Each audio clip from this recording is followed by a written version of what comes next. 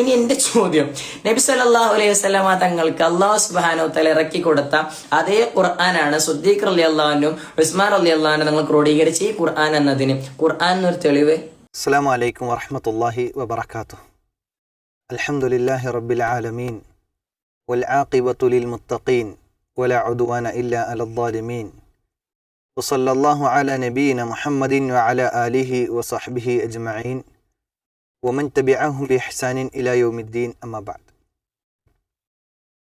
വഹാബികൾക്ക് ഉത്തരം ചെയ്യാൻ കഴിയാത്ത ചോദ്യങ്ങളെന്ന് പറഞ്ഞ് ഒരു സീരീസ് ചെയ്യുന്ന ഒരു ഉസ്താദിനെ സോഷ്യൽ മീഡിയയിൽ കാണാനിടയായി. അദ്ദേഹത്തിൻ്റെ വീഡിയോകൾ ഇങ്ങനെ കണ്ടു നോക്കുമ്പോൾ യഥാർത്ഥത്തിൽ അദ്ദേഹം ഉത്തരം അർഹിക്കുന്നില്ല എന്നതാണ്. പക്ഷെ എന്നാലും അദ്ദേഹം അതിലൂടെ സ്ഥാപിക്കാൻ ശ്രമിക്കുന്ന ചില കാര്യങ്ങളുണ്ട്. അതിനെക്കുറിച്ച് എന്തായാലും പറയേണ്ടതുണ്ട് എന്നതുകൊണ്ട് മാത്രമാണ് ഈ ഒരു വീഡിയോ ചെയ്യുന്നത്. അദ്ദേഹത്തിൻ്റെ ആദ്യത്തെ ചോദ്യം നമുക്കൊന്ന് കേൾക്കാം. ഖുർആനിലുണ്ടോ ഹദീസിലുണ്ടോ നബി സല്ലല്ലാഹു അലൈഹി വസല്ലമ തങ്ങൾക്ക് അല്ലാഹു സുബ്ഹാനഹു വ തആല ഇറക്കിയതാണ് വിശുദ്ധ ഖുർആൻ എന്നതിൽ ആർക്കും സംശയമില്ല. അപ്പം അദ്ദേഹത്തിൻ്റെ ആദ്യത്തെ എൻട്രി തന്നെ ഖുർആനിലുണ്ടോ ഹദീസിലുണ്ടോ എന്ന് ചോദിച്ചിട്ടാണ്. അപ്പോൾ ഇത് പൊതുവേ സലഫികൾ, മുജാഹിദുകൾ, സമസ്തക്കാരോട് ചോദിക്കുന്ന പ്രധാനപ്പെട്ടൊരു ചോദ്യമാണ്. കാരണം പ്രമാണങ്ങളിലില്ലാത്തതിനെ വലിയ പോരിശയും നന്മയും പുണ്യവുമായി അവതരിപ്പിക്കുന്ന ഇല്ലാ കഥകൾ പറഞ്ഞ് അത് ദീനിലുള്ളതാണെന്ന് പറഞ്ഞ് പ്രചരിപ്പിക്കുന്ന, ഖുർആനിനെയും സുന്നത്തിനെയും മാറ്റി നിർത്തി പുത്തൻ ആചാരങ്ങൾ ജീവിതത്തിൽ കൊണ്ടു നടക്കുന്ന ആളുകൾ, അവരോട് സ്വാഭാവികമായി നമ്മൾ ചോദിക്കാറുണ്ട്, പ്രമാണങ്ങളോടൊപ്പം നിൽക്കണം എന്നതുകൊണ്ട് മാത്രം, ഇസ്ലാമിനോടും ദീനിനോടും പ്രതിബദ്ധതയുള്ളതുകൊണ്ട് മാത്രം, അതോടൊപ്പം മുസ്ലിം ഉമ്മത്തിനോട് പ്രതിബദ്ധത ഉള്ളതുകൊണ്ട് നമ്മൾ ചോദിക്കാറുണ്ട്, ഇത് ഖുർആനിലുണ്ടോ ഹദീസിലുണ്ടോ, അല്ലെങ്കിൽ ഇജ്മായിലുണ്ടോ ഖിയാസിലുണ്ടോ എന്ന് പൊതുവേ നമ്മൾ ചോദിക്കാറുണ്ട്. 4 പ്രമാണങ്ങളാണ് വിശ്വാസികൾക്ക് സ്വീകാര്യമായത്.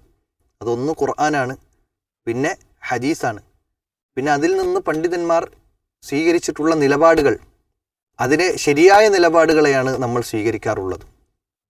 അപ്പം അതുകൊണ്ട് തന്നെ ഈ ചോദ്യം വളരെ പ്രസക്തമാണ്.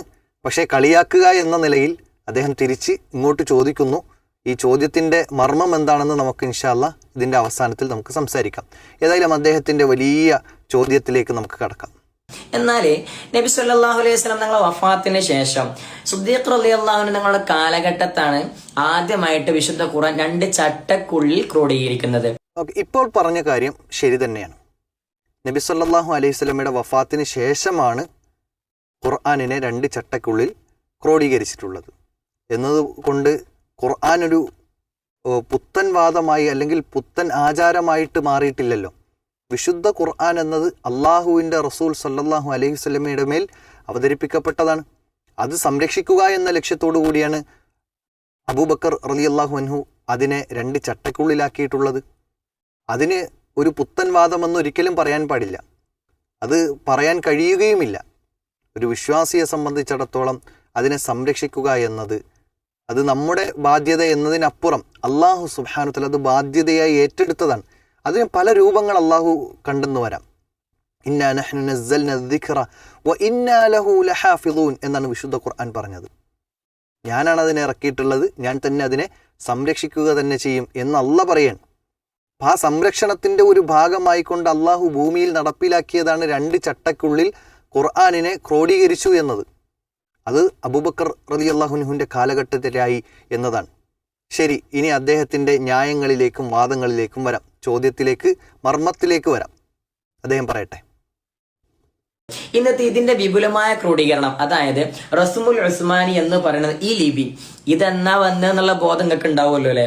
അതേ പ്രകാരം തന്നെ ഫത്ഹ് കസ്റ ലൊമ്മൊന്നും മുത്തുനബി സല്ലല്ലാഹു അലൈഹി വസല്ലം തങ്ങൾക്ക് ഇറക്കിയ സമയം ഉണ്ടായിട്ടില്ല. അപ്പോൾ അദ്ദേഹം പ്രധാനമായും 3 കാര്യങ്ങളാണ് ഇവിടെ എടുത്തു പറഞ്ഞത്. ഒന്ന്, റസൂലുള്ളാഹി സ്വല്ലല്ലാഹു അലൈഹി വസല്ലമയുടെ കാലഘട്ടത്തിൽ ഇല്ലാത്ത 2 ചട്ടക്കുള്ളിൽ ഖുർആനെ ക്രോഡീകരിച്ചതായ പുത്തൻ പ്രവർത്തനം. രണ്ടാമത്തത്, അത് ഉസ്മാൻ റളിയല്ലാഹു അൻഹുവിൻ്റെ കാലഘട്ടത്തിൽ വീണ്ടും അതിനെ വിപുലീകരിച്ചത്. പിന്നെ അതിൽ ഹറക്കത്തുകൾ ഇട്ടത്. ഈ 3 കാര്യങ്ങൾ പുത്തൻ വാദമാണ് എന്ന രൂപത്തിലാണ് അദ്ദേഹം സംസാരിക്കുന്നത്. ഇത് പറയാനുള്ള കാരണം എന്താണ് എന്നത് അദ്ദേഹം തന്നെ പറയട്ടെ. ഇനി എന്റെ ചോദ്യം, നബി സല്ലല്ലാഹു അലൈഹി വസല്ലമ തങ്ങൾക്ക് അല്ലാഹു സുബ്ഹാനഹു വ തആല ഇറക്കി കൊടുത്ത അതേ ഖുർആനാണ് സിദ്ദീഖ് റളിയല്ലാഹു അൻഹും ഉസ്മാൻ റളിയല്ലാഹു അൻഹും നിങ്ങൾ ക്രോഡീകരിച്ച ഈ ഖുർആൻ എന്നതിന് ഖുർആൻ എന്നൊരു തെളിവ്? അപ്പോൾ അദ്ദേഹം വീണ്ടും അദ്ദേഹത്തിൻ്റെ പുത്തൻ വാദങ്ങളെ സ്ഥിരീകരിക്കാൻ വേണ്ടി ഒരു മറുപടിയായി അദ്ദേഹം ശ്രമിക്കുകയാണ്. അതായത് ഇങ്ങനെ ഖുർആനിനെ ക്രോഡീകരിക്കാൻ, ഫതഹ് കസർ ദമ്മിടാൻ, അതുപോലെ തന്നെ ഉസ്മാൻ റളിയല്ലാഹുവിൻ്റെ കാലഘട്ടത്തിലുണ്ടായിരുന്ന വിപുലമായ അതിൻ്റെ ക്രോഡീകരണവും മറ്റു കാര്യങ്ങളും, ഇതിന് ഖുർആനിലൊരു തെളിവുണ്ടോ ഹദീസിലൊരു തെളിവുണ്ടോ എന്നാണ്. അങ്ങനെ ക്രോഡീകരിക്കുന്നത് അതൊരു ആചാരമായിക്കൊണ്ടും അതുപോലെ തന്നെ അങ്ങനെ ക്രോഡീകരിക്കുന്നതിലൊരു പുണ്യമായിക്കൊണ്ടും ഇവിടെ ഉസ്മാൻ റളിയല്ലാഹു അൻഹുവോ അല്ലെങ്കിൽ അബൂബക്കർ റളിയല്ലാഹു അൻഹുവോ കണ്ടിട്ടില്ല. എന്നാൽ ഖുർആനിന് മേന്മയുണ്ട്, ശ്രേഷ്ഠതയുണ്ട്, ഉള്ളതിനെ ഒന്നുകൂടി നന്നാക്കി എടുക്കുന്നു എന്നത് മാത്രമാണ്. ഒരു പള്ളി നമ്മൾ പണിയുന്നു, ആ പള്ളി പണിയുന്നതിൽ മഹത്വമുണ്ട് എന്ന് നമ്മൾ മനസ്സിലാക്കിയിട്ടുണ്ട്. ആ പള്ളിയിൽ കേടുപാടുകൾ സംഭവിക്കുന്ന സമയത്ത് ആ പള്ളിയെ ഒന്നുകൂടി പുതുക്കി പണിയുമ്പോൾ അതിന് ചിലവഴിക്കുന്ന സമ്പത്തിനും അതിന് ചിലവഴിക്കുന്ന ഊർജത്തിനും നമുക്ക് പ്രതിഫലം കിട്ടുമല്ലോ എന്നതുപോലെ മാത്രമാണ് ഇതിനെ നമുക്ക് കാണാൻ കഴിയുക. അതേസമയം ഇവരുടെ വാദം എന്താണ്? മാല മൗലൂദുകൾ ഓതുന്നതിൽ, അത് പാരായണം ചെയ്യുന്നതിൽ അതിനെല്ലാം പുണ്യമുണ്ട് എന്ന് വരുത്തി തീർക്കാൻ വേണ്ടിയിട്ട് ഓൾറെഡി ഇസ്ലാമിൽ ഉള്ള കാര്യത്തെ ഒന്നുകൂടി നന്നാക്കി ശരിയായ ഒരു അവസ്ഥയിലേക്ക് എത്തിച്ചതിനെ അത് പുത്തൻ വാദമാണ് എന്ന് വരുത്തി തീർക്കാൻ വേണ്ടിയിട്ട് ഇവർ പറയുന്ന വാദമാണ്. ശരി, ഇനി അദ്ദേഹത്തിൻ്റെ സംസാരത്തിലേക്ക് മടങ്ങാം. ഉണ്ടാവില്ലല്ലോ അല്ലേ? ഹദീസ് എന്നൊരു തെളിവ്. ഹദീസ് എന്ന് പറഞ്ഞാല് നബി സല്ലല്ലാഹു അലൈഹി വസല്ലം തങ്ങളെ വാക്ക് പ്രവൃത്തി മൗനാനുവാദാട്ടോ. അല്ല സ്വഹാബത്ത് ചെയ്തതല്ല ഹദീസ് എന്ന് നിങ്ങൾക്ക് അറിയുന്ന പ്രതീക്ഷിക്കപ്പെടുന്നു. അവിടെ അദ്ദേഹത്തിന് ചില സ്ഖലിതങ്ങൾ സംഭവിച്ചിട്ടുണ്ട്. ഒരുപക്ഷെ അദ്ദേഹത്തിൻ്റെ ബുദ്ധിശൂന്യമോ അല്ലെങ്കിൽ അദ്ദേഹത്തെ പഠിപ്പിക്കപ്പെട്ടത് അങ്ങനെയായിരിക്കാം. ഏതായാലും നബി സല്ലല്ലാഹു അലൈഹി വസല്ലമയുടെ വാക്ക് പ്രവൃത്തി മൗനാനുവാദം തന്നെയാണ് ഹദീസ്. എന്നാൽ സ്വഹാബത്തിൻ്റെ ചെയ്തികൾ അത് പ്രമാണമാകുകയില്ല എന്ന് ആരെങ്കിലും പറഞ്ഞിട്ടുണ്ടോ? സ്വഹാബത്തിൻ്റെ ചെയ്തികൾ അത് പ്രമാണമാകും. റസൂലുള്ളാഹി സ്വല്ലല്ലാഹി അലൈഹി വസല്ലം അത് ഹദീസിലൂടെ പഠിപ്പിച്ചു തന്നിട്ടുണ്ട്. എന്ന് വെച്ചാൽ ഇതുപോലെയുള്ള ചില ഉസ്താദുമാർ വരും എന്ന് 1400 വർഷങ്ങൾക്ക് മുമ്പ് തന്നെ നബി സല്ലല്ലാഹു അലൈഹി വസല്ലമയ്ക്ക് വഹി മുഖേന കാര്യങ്ങൾ ലഭിച്ചിട്ടുണ്ടായിരുന്നു. അതുകൊണ്ട് തന്നെ പ്രവാചകൻ പറഞ്ഞ ഒരു ഹദീസ് ഇവിടെ ഞാൻ നിങ്ങളുടെ മുമ്പിൽ ഉണർത്തുകയാണ്. പ്രവാചകൻ സല്ലല്ലാഹു അലൈഹി വസല്ലം പറയാണ്, ഫഇന്നഹു മയ്യഅ്ശു മിൻകും ബഅദി ഫസയറ ഇഖ്തിലാഫൻ കസീറ. എനിക്ക് ശേഷം ജീവിച്ചിരിക്കുന്ന നിങ്ങളിൽ ഒരുപാട് ഇഖ്തിലാഫുകൾ, ഭിന്നതകൾ, അതുപോലെ തന്നെ അഭിപ്രായ വ്യത്യാസങ്ങൾ ഉണ്ടാകും. അപ്പോൾ എന്താ ചെയ്യേണ്ടതെന്നാണ് പറഞ്ഞത്? അപ്പോൾ റസൂലുള്ളാഹി സ്വല്ലല്ലാഹു അലൈഹി വസല്ലം പറയുന്നു, ഫഅലൈക്കും ബിസുന്നത്തി, അന്ന് എൻ്റെ സുന്നത്തിനെ നിങ്ങൾ മുറുകെ പിടിക്കണം. വസുന്നത്തിൽ ഖുലഫാഇർ റാഷിദീൻ അൽ മഹ്ദിയീൻ, എൻ്റെ ഉത്തമ സമുദായമായ ഖുലഫാഉർ റാഷിദീങ്ങൾ, അതിൽ 4 ഖലീഫമാരുണ്ട്, മറ്റു സ്വഹാബിമാരുമുണ്ട്. അവരുടെ ചെയ്തികളെയും ചര്യകളെയും നിങ്ങൾ മുറുകെ പിടിക്കണം എന്ന് പറയുമ്പോൾ, അപ്പോൾ സ്വഹാബത്തിൻ്റെ ചെയ്തികൾ പ്രത്യേകിച്ച് ഇസ്ലാമിൻ്റെ വിഷയത്തിൽ, ദീനിൻ്റെ വിഷയത്തിൽ അവർ പറയുന്നത് സ്വീകാര്യമാണ് എന്നത് നമുക്ക് തീർച്ചപ്പെടുത്താൻ കഴിയുന്ന സംഗതിയാണ്. ഇനി മാത്രമല്ല റസൂലുള്ളാഹി സ്വല്ലല്ലാഹു അലൈഹി വസല്ലം പറഞ്ഞല്ലോ, ഖൈറുന്നാസി ഖർനി ഫുമ്മല്ലദീന യലൂനഹും ഫുമ്മല്ലദീന യലൂനഹും, ഏറ്റവും ഉത്തമ സമൂഹമെന്നത് എൻ്റെ അനുചരന്മാരുള്ള സമൂഹമാണ്, അതിനുശേഷമുള്ളവരാണ് എന്ന് റസൂലുള്ളാഹി സ്വല്ലല്ലാഹു അലൈഹി വസല്ലം പറഞ്ഞിട്ടുണ്ടെങ്കിൽ സ്വഹാബത്തും താബിഉകളും താബിഉകളുമെല്ലാം ആ വിഷയത്തിൽ പ്രമാണമായി നമുക്ക് ഉദ്ധരിക്കാൻ കഴിയുന്നത് ഖുർആനും സുന്നത്തും അതുപോലെ തന്നെ സ്വഹാബത്തിൻ്റെ അതിൻ്റെ നിലപാടുകളും അതോടൊപ്പം ഇജ്മാഉം ഖിയാസുമാണ്. ഇവരുടെ വാറോലകൾ കേട്ട് ഇവർ കൊണ്ടുവന്ന ഇസ്ലാമിൽ ഇല്ലാത്ത പുത്തൻ ആചാരങ്ങളെ ആചരിക്കാനല്ല ഇതിനെല്ലാം തെളിവ്.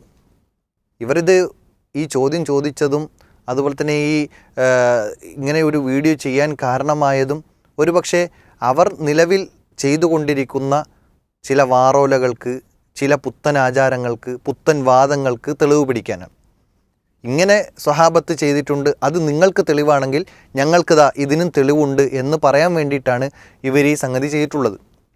അതുകൊണ്ട് തന്നെ മുസ്ലിയാരെ, നിങ്ങൾ ചെയ്യുന്ന ബിദ്അത്തുകൾ, നബിദിനാഘോഷങ്ങൾ, അതുപോലെ തന്നെ സ്വലാത്ത് നഗറുകൾ, പിന്നെ ഓൺലൈൻ മജ്ലിസുകൾ, ഇങ്ങനെ തുടങ്ങിയുള്ള ഇത്തരം പുത്തൻ ആചാരങ്ങൾ നിർവഹിക്കാനുള്ള തെളിവുകളല്ല യഥാർത്ഥത്തിൽ ഖുർആൻ ക്രോഡീകരണത്തിനുള്ള ഉദാഹരണം. അത് നിങ്ങൾ വേറെന്തെങ്കിലുമൊക്കെ കണ്ടെത്തിക്കോളി. ഏതായാലും നിങ്ങൾക്കിത് തെളിവാവൂല എന്നത് തീർച്ചപ്പെടുത്തി പറയാൻ. കാരണം വിശുദ്ധ ഖുർആൻ എന്നത് അള്ളാഹു സംരക്ഷിക്കുമെന്ന് പറഞ്ഞതാണ്. അത് വിശുദ്ധ ഖുർആൻ പ്രവാചകൻ്റെ മേൽ ഇറക്കിയ ഗ്രന്ഥമാണ്. അതിനെ ഒന്ന് ക്രോഡീകരിച്ചു എന്നതല്ലാതെ അതിൻ്റെ അപ്പുറം വേറൊരു പുതിയ പുത്തൻ ആചാരം ചെയ്തിട്ടില്ല. മറിച്ച് നിങ്ങൾ ചെയ്യുന്നത് എന്താണ്? നിങ്ങൾ ഇതിൻ്റെ പേരിൽ ചെയ്യുന്നത് പുത്തൻ ആചാരങ്ങൾ ഉണ്ടാക്കുന്നു, മൗലൂദുകളും റാത്തീബുകളും ഉണ്ടാക്കുന്നു. ഇതൊന്നും ഇസ്ലാമിൽ അടിസ്ഥാനമില്ലാത്ത കാര്യമാണ്. അപ്പോൾ ഇസ്ലാമിൽ അടിസ്ഥാനമില്ലാത്ത കാര്യങ്ങളെ നിങ്ങൾ നിർമ്മിക്കുകയും അതിൽ വലിയ മഹത്വങ്ങളുണ്ട് എന്ന് പറയുകയും എന്നിട്ട് അതിന് ഇത്തരം ചില ന്യായങ്ങൾ കൊണ്ടുവന്ന് തെളിവ് പിടിക്കുകയും ചെയ്യും. എന്നാൽ ഇതൊരിക്കലും തെളിവാവുകയില്ല എന്ന് മുസ്ലിയാർ മനസ്സിലാക്കട്ടെ എന്നാണ് ഇവിടെ ഓർമ്മപ്പെടുത്താനുള്ളത്. അള്ളാഹു സുബ്ഹാനഹു തആലയാണ് കൂടുതൽ കാര്യങ്ങൾ അറിയുന്നവൻ. കാര്യങ്ങളെ കൃത്യമായി മനസ്സിലാക്കാനും അതനുസരിച്ച് പ്രവർത്തിക്കുവാനും സത്യം സത്യമായി ഉൾക്കൊള്ളുവാനുമുള്ള തൗഫീഖ് അല്ലാഹു നമുക്ക് അവർക്ക് നൽകി അനുഗ്രഹിക്കുമാറാകട്ടെ. വആഖിറു ദഅ്വാന അനിൽ ഹംദുലില്ലാഹി റബ്ബിൽ ആലമീൻ. അസ്സലാമു അലൈക്കും വറഹ്മത്തുള്ളാഹി വബറകാതുഹു.